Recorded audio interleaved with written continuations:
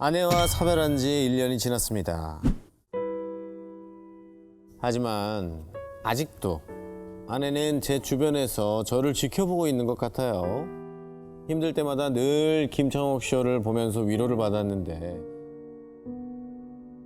아직 모든 걸 극복하기엔 역부족인 것 같습니다. 이제는 그만 상처받고 아이를 위해서라도 슬픔을 이겨내고 싶네요.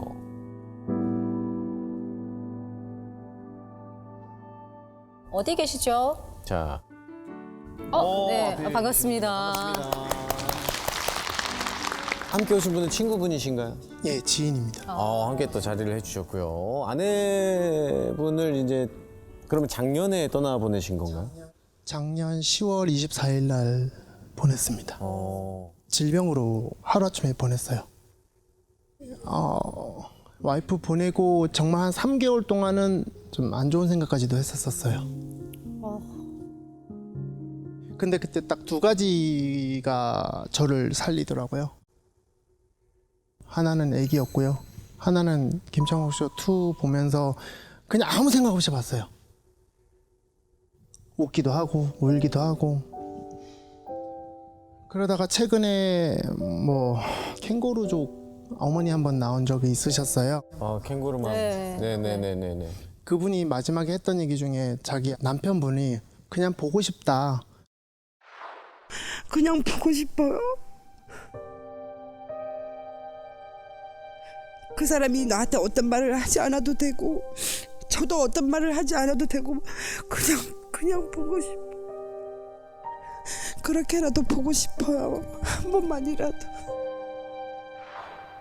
그 말 듣고 밤새 울었어요.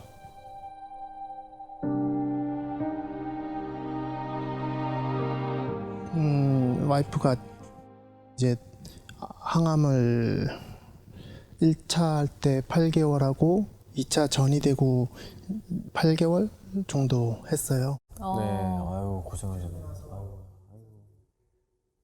그리고 나서 의사 선생님이 한 달, 뭐 3개월, 한 달 이렇게 선포를 해주시더라고요. 그러면서 그때 선택하라고 하시더래요. 호스피스 갈래? 아니면 집에 가서 그냥 마지막을 보실래요? 그래서 저는 그래도 마지막 희망을 좀 붙잡고 싶어서 그때 한참 뭐 자연치유 뭐 이런 게 많이 있더라고요.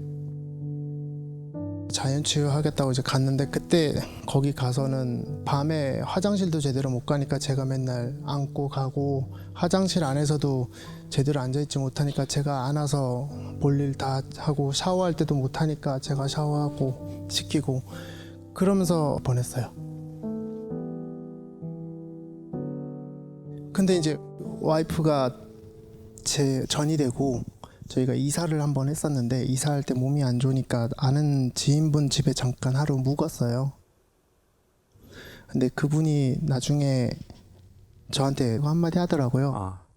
와이프가 아들은 걱정이 안 된대요. 근데 내 남편 어떡하냐고. 저 사람 어떡하냐고. 그 얘기를 하더래요.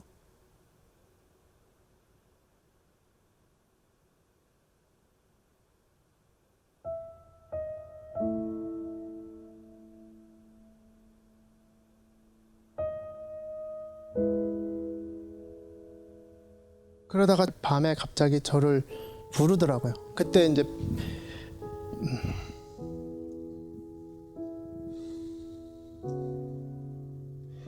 마지막에 폐암 때문에 말 한마디를 못했어요. 한 3일 동안은. 근데 갑자기 누워있는데 저한테 이렇게 팔을 벌리더라고요. 그래서 왜 안아줘? 그랬더니 끄덕이더라고요. 그래서 이제 딱 안아줬는데 안아주니까 갑자기 귀에다 대놓고 한마디 하더라고요.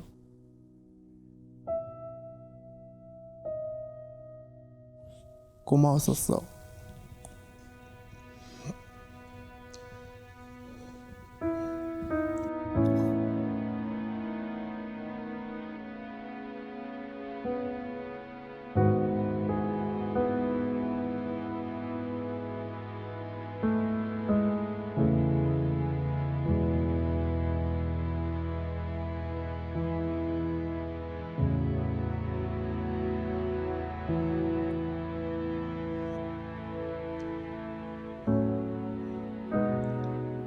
그 얘기하고 다음날 아침에 도저히 안 돼서 호스피스를 데려갔는데 제가 같이도 못 갔어요. 왜 그러냐면 호스피스 갈 때 간단한 짐을 가져오라고 그러더라고요.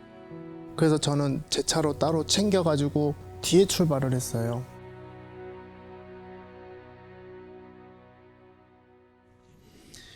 호스피스 병원을 도착했는데 이미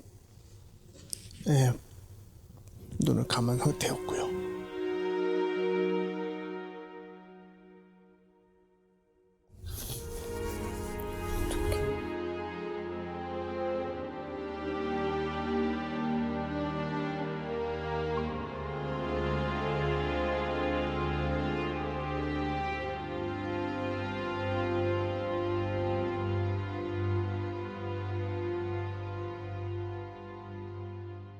언제 제일 우리 아내가 생각나고 좀 보고 싶고 그리우세요?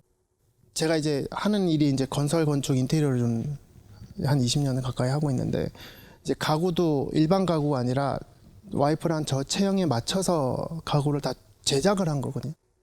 침대 소파도 그렇고 다. 그러다 보니까 이제 지금도 있는 침대에 누워서 있으면 애기랑 둘이 자긴 하는데도 가끔 와이프가 누워 있는 것 같고 침대에 누우면 와이프가 제일 많이 생각납니다. 그리고 오늘도 애기 재우고 저도 잠이 잤는데 아내 달까 밤에 부인이 나타나더라고요.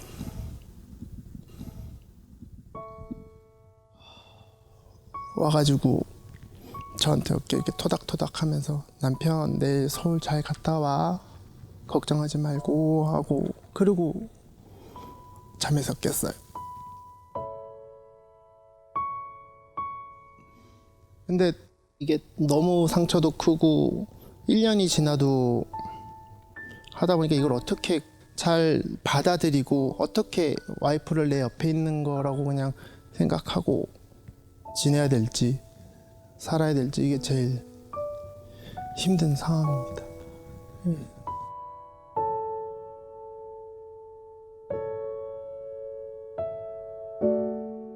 일단은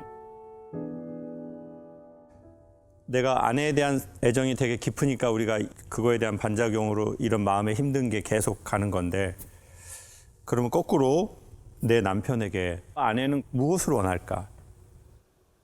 저는 자기야, 자기가 나를 잊어버리지 않았으면 좋겠어. 날 기억해 줬으면 좋겠어. 삶을 떠나는 그날까지. 근데 여기서부터 핵심인데 자기가 나를 그리워하고 나 때문에 힘들어하는 것 때문에 내가 되게 사랑하는 당신이 그 삶이 파괴되지 않았으면 좋겠어. 왜냐하면 이 아내에 대한 사랑과 일찍 떠난 이 슬픔이 어마어마하게 뜨거운 열이거든요. 그러니까 내가 이 틀이 단단하지 않으면 내 삶을 녹여버리는 거예요. 그래서 이 내 남편의 그걸 녹일까봐 아내는 걱정을 하고 그걸 말을 한 거잖아요. 그러니까 더 내가 편하게 떠나기도 힘들어. 왜? 그러지 않아도 이 사람의 삶이 다시 예전처럼 돌아갈 수 없을 것 같으니까 너무 아내의 짐인 거예요. 그래서 저는 이렇게 말하고 싶어요. 이걸 극복하거나 이런 단어로 접근해서는 안 된다. 이 슬픔과 그리움의 사랑을 이 온도를 견디는 내 용기가 필요하다는 거죠. 그릇이. 이제부터는 이 그릇을 튼튼하게 하자. 구체적으로 어떻게 하냐면 억지로 걷거나 억지로 운동을 하자. 근데 이거를 좋아서 하지 말고 어떻게 하자고요? 억지로라도 하자. 반복해서 꾸준히. 근육이 튼튼해지고 몸이 튼튼해지면 정신의 그릇에 도움을 줄 겁니다. 그리고 지금 너무 슬퍼하지 말고 나중에 내 그릇이 좀 튼튼해질 때 그때 슬퍼하자. 아내를 잊어버리려고 하지 말자. 죽는 그날까지 왜 잊어버려요? 내 마음에 간직해야지. 알겠습니다. 그리고 힘드실 때 저희 프로그램 봤으니까 우리 기념사진 한번 여기서 찍으시죠. 오십시오.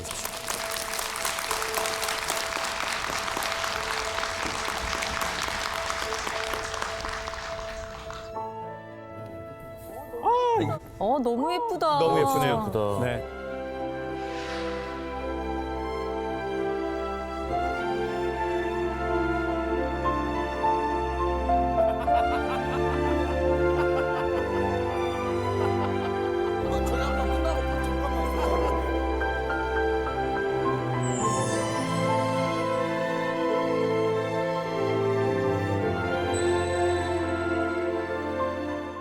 안녕하세요. 저는 두 딸의 엄마입니다. 저에게는 말 못할 고민이 있는데 딸들의 독립이 제게 너무 힘든 일이란 겁니다. 네.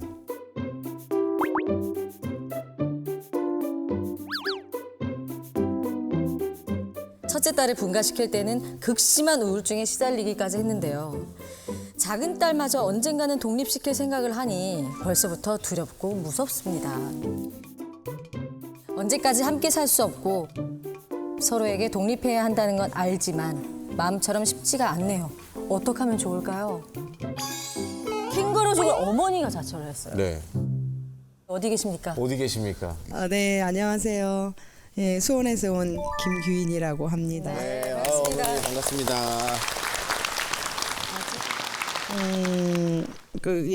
큰 애고 얘가 작은 애거든요. 예, 큰 애는 좀 일찍 결혼을 했어요. 대학교 3학년 때 사고를 친 거예요. 그 사위가 마음에 안 들었던 건 아니고 아직 시기적으로 아닌데 아직 엄마랑 해야 할 일도 많고 밥도 못하는 애가 결혼을 한다고 하니까 가르쳐야 할 것도 많고 같이 하고 싶은 것도 너무 많은데 그렇게 내가 너무 얘를 엄격하게 키우다 보니 나를 벗어나고 싶었나 이런 생각이 들더라고요. 그래서 엄청난 그 배신감이 컸었어요. 네, 결혼식 전날까지도 꼴도 보기 싫었어요. 어떻게 네가 나한테 이럴 수가 있어? 막 이런 거. 뭐 엄청 내가 큰 결심을 하고 얘를 분가를 시켰어요. 오, 둘째를요? 예, 분가를 시켰어요. 30분 거리에 분가를 시켰는데 괜찮을 줄 알았어요. 그 시간이 너무 힘들었어요. 그래서 3주일 만에 다시 합쳤어요. 3주 만에. 어차피 얘랑 같이 산다고 해도 서로 이제 그 생활 패턴이 다르기 때문에 뭐 밥도 같이 먹는 시간이 별로 없고 그렇긴 한데 그냥 있는 자체가 든든하고 의지가 되고 그리고 얘가 없으면 많이 힘들어요.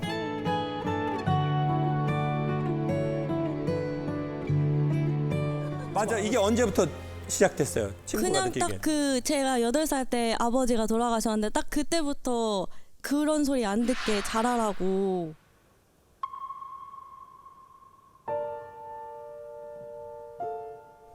너네들은 아빠 없다는 얘기 듣지 않게 남들보다 더 잘해야 된다. 그렇게 말씀하셨어요.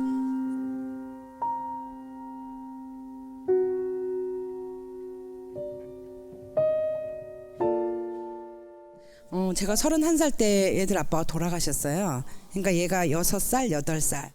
셋이서 정말 재미있게 행복하게 잘 살았어요.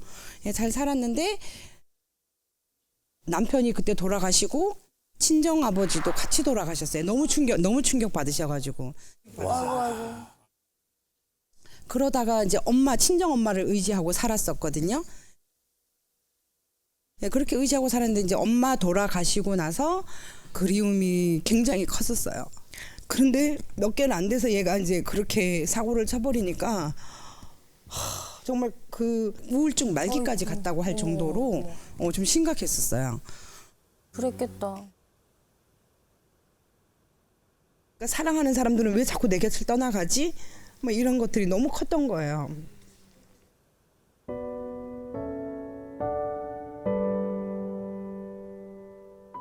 그리고 이제 작은 애만 의지하고 이제 살았던 거죠. 언젠가는 떠나 보내야 되는 아이인데 밥도 안 넘어가고 잠도 또 안 오고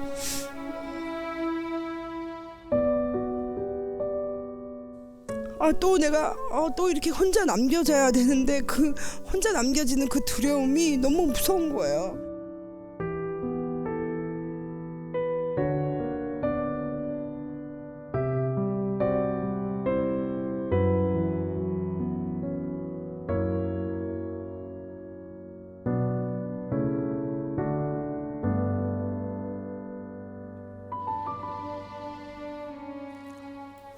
근데 사실 우리가 다 이제 어머니도 알고 있고 우리도 얼추 다 이렇게 느끼고 있는 것처럼 진짜 못 놓는 건 둘째 딸이 아니라 돌아가신 내 남편과 내 아버지잖아요.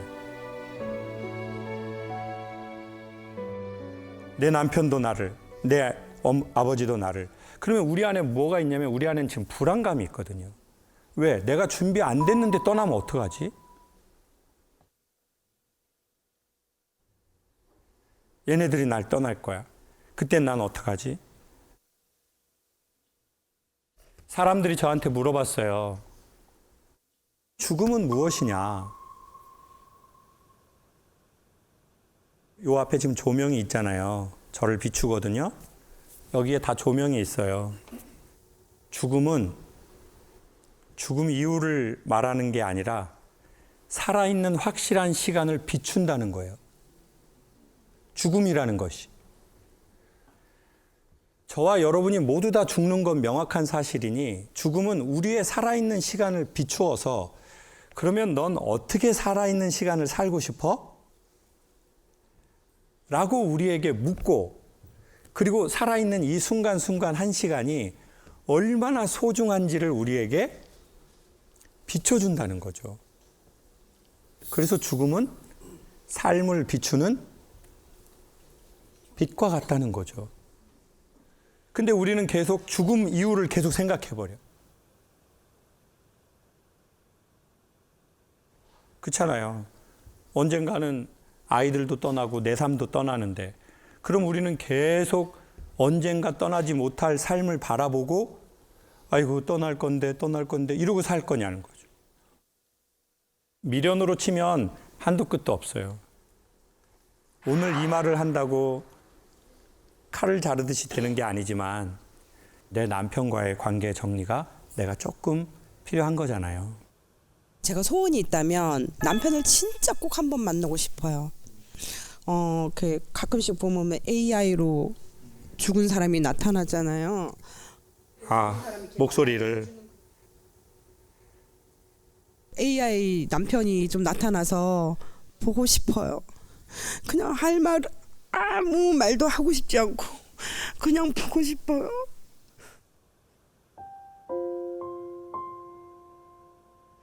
그 사람이 나한테 어떤 말을 하지 않아도 되고 저도 어떤 말을 하지 않아도 되고 그냥 보고 싶어. 그렇게라도 보고 싶어요. 한 번만이라도.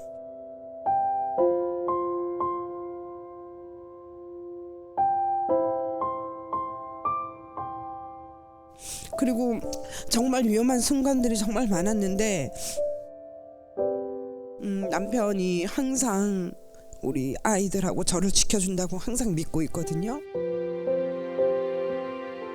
남겨진 저희들도 많이 아팠지만 그 사람도 그 어린 나이에 갑자기 이렇게 셋을 놓고 가는 그 마음이 얼마나 아팠을까 그 생각을 해서